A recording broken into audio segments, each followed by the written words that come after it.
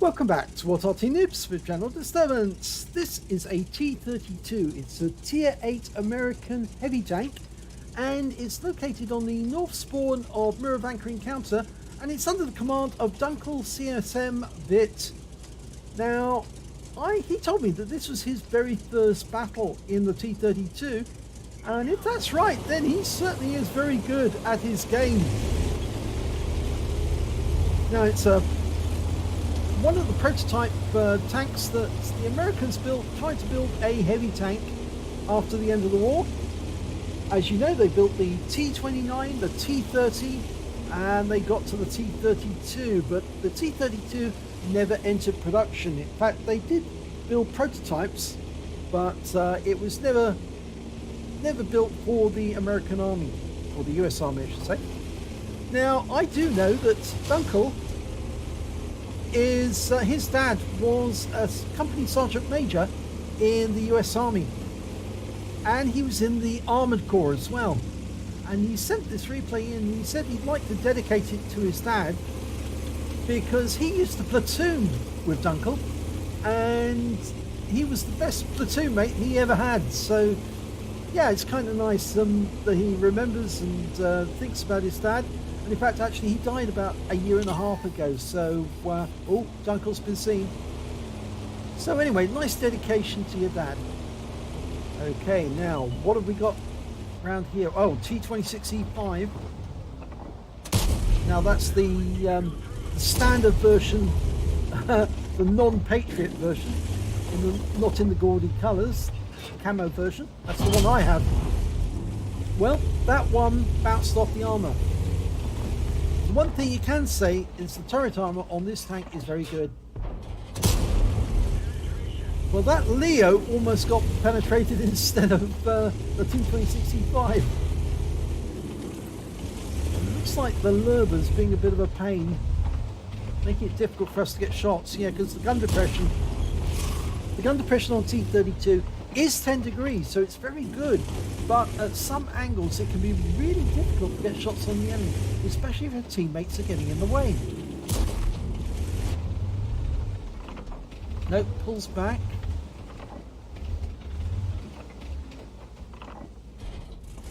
And you don't want to stay at the same place for too long, because the enemy do have Arty, or at least one Arty anyway, an SU-14-1.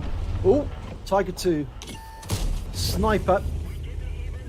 Well, that one went into the tracks. There's a Tiger 1 behind that house. Let's have a look. Oh, Tiger 1's poking out.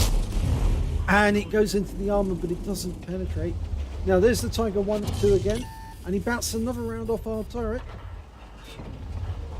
Tried a snapshot there, pulling back. Went for the cupola. And he got bounced, but the T20 took a direct hit. SU-152, no. Tiger 1. Bounced off us.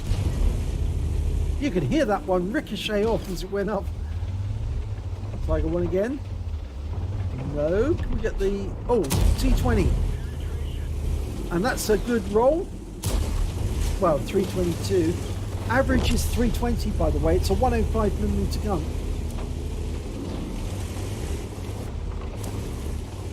And we've got a P44 Pantera creeping up on the right side. You get shot? No. Can't get the gun depression down on that T20. It's because the Lurber is forcing us up the slope, which makes it more difficult to get shots at low angle. Over angled at the moment because of the Lurber, and that's making it easier for the enemy to get shots into us. He fires one at the Pantera to try and persuade him not to shoot 90mm rounds at us. Oh, just managed to get around into the Pantera before the Lurber went straight through the field of fire, and he's a one shot now, that Pantera. Oh, no, don't go up. That Tiger will have you. Fire into your lower plate. Well, He's grabbing the bull by the horns, and oh no, this is a KV4. Angle, and he gets one into us. Okay, that's unfortunate. We need to use this wreck. And nice one. Engine bay area. Now we can push this wreck round. That's better. Now, can we get rid of that Pantera? Yes! Okay. Now get behind the wreck. Oh, the KV4 is going around the corner. We just got hit by the SU-14-1 as well. But I think it was only a splash. Well, splash. Yep. We're going to get stunned a lot if we're sitting here in the cap behind that wreck, because the SU-14-1 knows exactly where to put the round. And, oh, we've got the rear of that KV4. And it ricochets off his rear. Amazing. That's a tough ass on that tank. Now, can we get another one in? Trying. Okay, the Emil one's further away on the minimap, so we can actually go up here. Now, can we get it in? Yes! And a high roll. 335.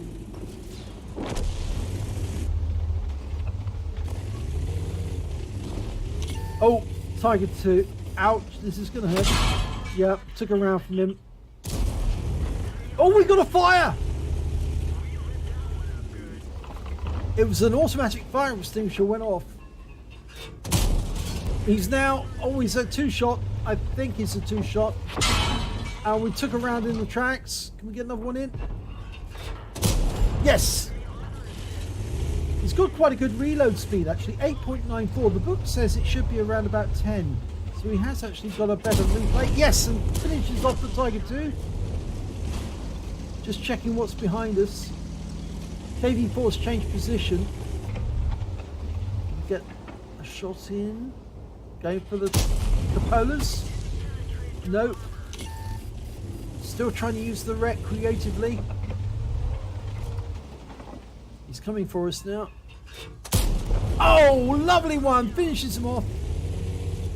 We have the T32 2GFT covering our back whilst that was going on. Oh, Yag Panther. And he's coming side on. And we get a shot into him. And, oh, he puts one into us. Finish him off. Oh, he's gone. And we took him around from the Arty there. In fact, you can see all the shell craters all around. Masses of shell craters where the Arty's been firing in.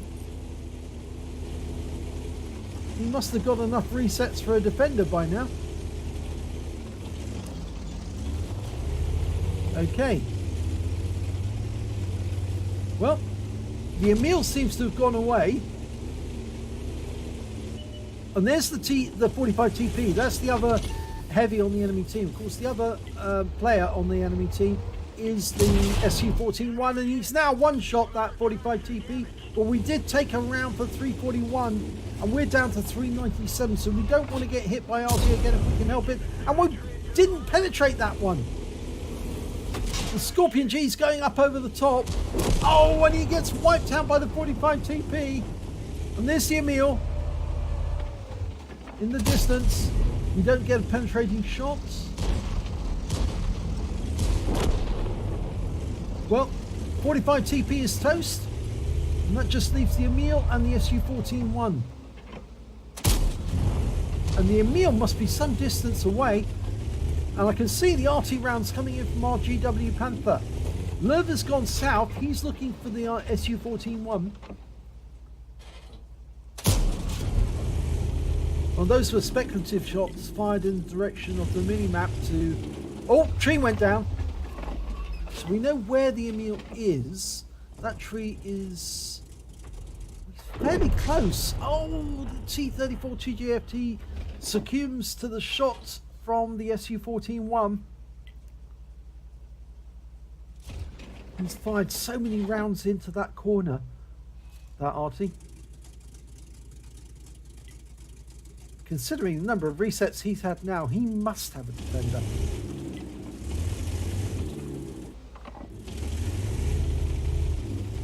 Well, the Emil's going to have to come in and get a reset. He can't sit out there and do it because all that Dunkel has to do is sit behind this mound here. And he can't see him if he's behind the mound. And that means that the Su-14-1's going to be firing blind. If he's firing at all, because he might be running now the Lurver's gone down to look for him. There haven't been any Arty rounds for a while. And that may be because not only is the Su-14 on the run, but he can't see anything in the cap circle anyway. And the sixth sense hasn't gone off.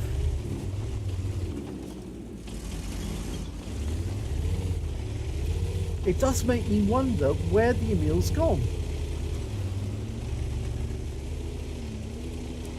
Well, he's changing corners just in case the Su-14-1 fires at the previously known position. That might work. It also gives him a better angle on that corner because that's where we last saw him.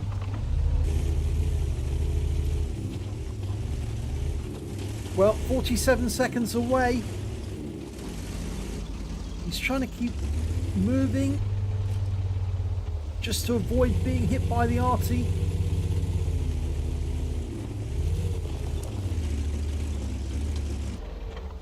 I'm surprised that the Emil hasn't been in to try and get the reset yet. It's well over the point that he can get a reset and get the defender. And he hasn't turned up in the north. 17 seconds to go.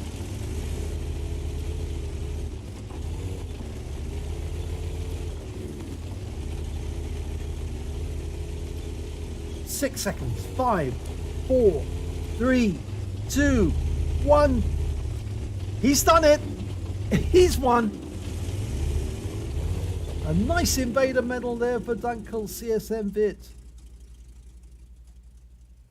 Let's have a look at the end of battle stats. It's an ace tanker for Dunkel CSM Bit in the T32 on his very first game. Would you believe it? He must be a good player.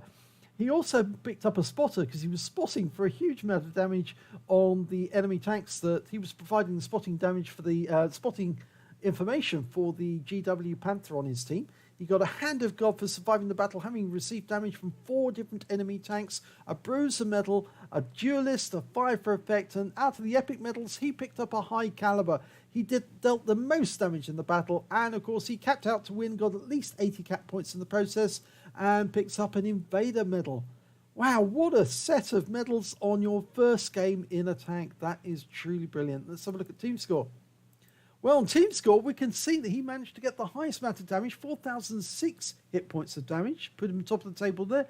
The GW Panther managed to get 3,050 hit points, and the T32 GFT got 2,080. When it came to kills, again, he's top of the table with 3. The Lurver, the GW, and 4 members of the enemy team managed to get 2 kills apiece. And when it came to base XP, he's top of the table again. So he's got the top in all 3 columns. 1,509 base experience points, 1,199 to the GW Panther, and 906 to that Lurver, who was being a bit of a pain at some points during that battle. The GW managed to get a Confederate medal and a Gauze medal out of that battle, so he really was dealing a lot of damage. In fact, actually, you can see the stun assist that he did was 1,205 hit points off 16 stuns.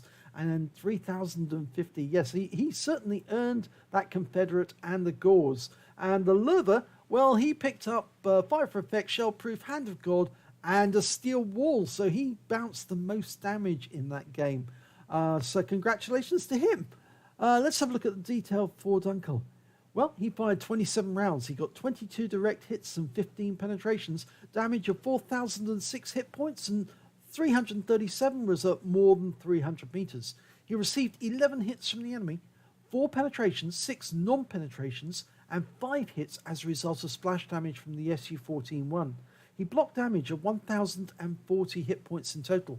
He spotted 1 enemy vehicle, damaged 9 of the enemy, that's 3/5 of the enemy team, and killed 3 of the enemy, that's 1/5 of the enemy team. He also did 1,502 hit points of spotting assistance during that game. He also capped out for 100 cap points, and on a premium count earned 72,758 credits, and after repair ammunition resupply took away 38,879 credits. He received 2,264 XP, times 2 for the first victory of the day, took away 4,528 experience points altogether.